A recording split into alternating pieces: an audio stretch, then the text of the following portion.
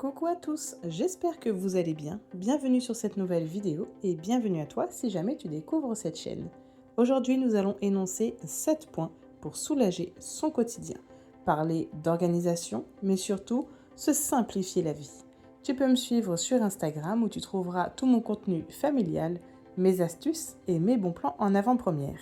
Nous allons donc reprendre 7 points pour soulager son quotidien. Utiliser les bons accessoires, les bons outils et surtout les bonnes techniques pour pouvoir gagner du temps.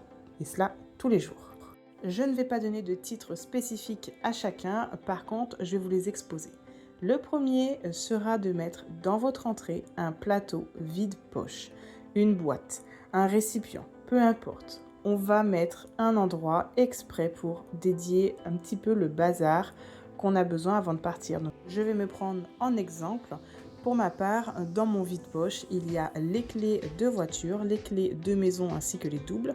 Et nous avons mis également les petits jetons qu'on a tendance à oublier pour pouvoir aller au supermarché ou parfois même dans les casiers des vestiaires.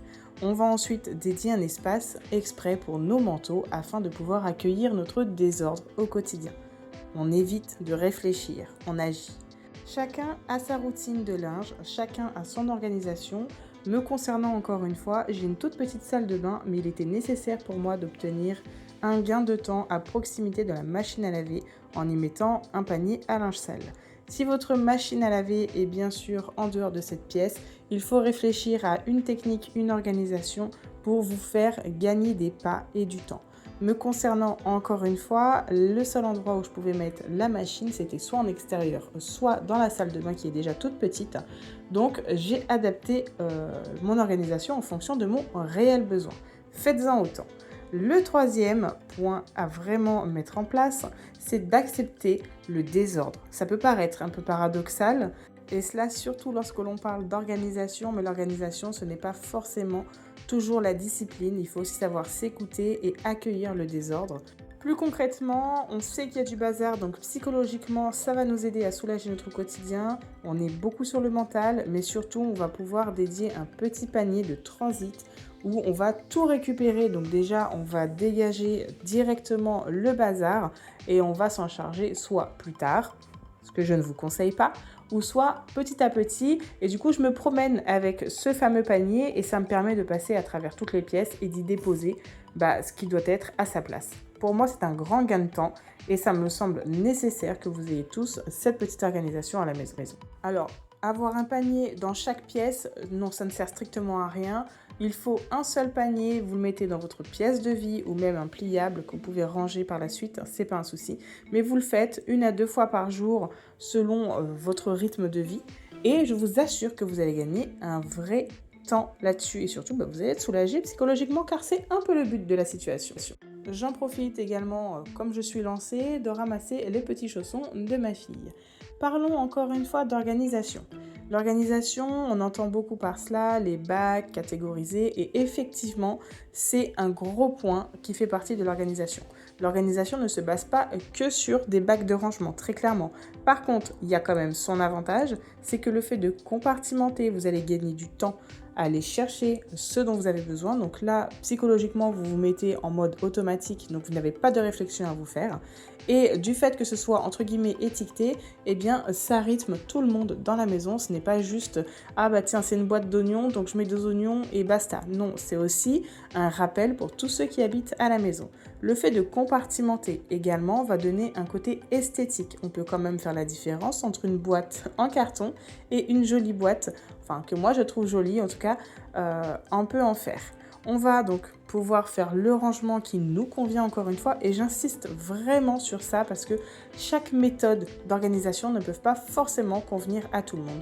Et c'est pour cela que très prochainement, je vais vous exposer ma méthode d'organisation.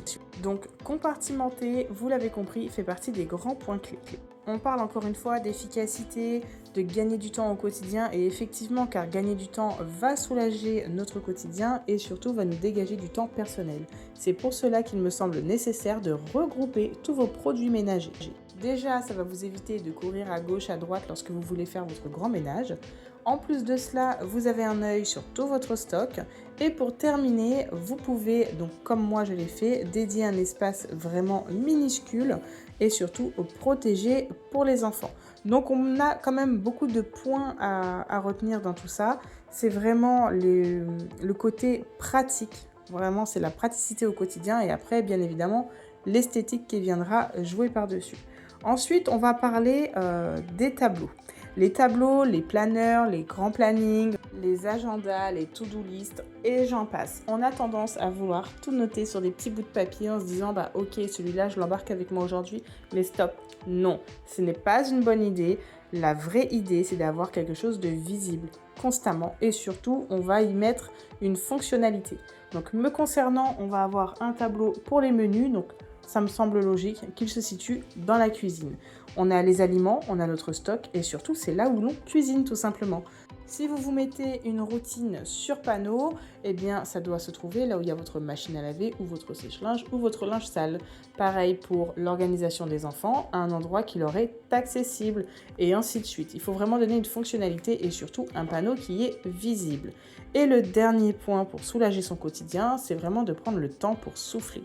Ma passion à moi, c'est l'organisation, c'est la papeterie, les fournitures, donc j'adore écrire et mettre sur papier. Mais vous devez prendre, même si c'est que 10 minutes, un temps pour décompresser, donc peut-être lire une note sur le journal, en tout cas autre chose que les écrans.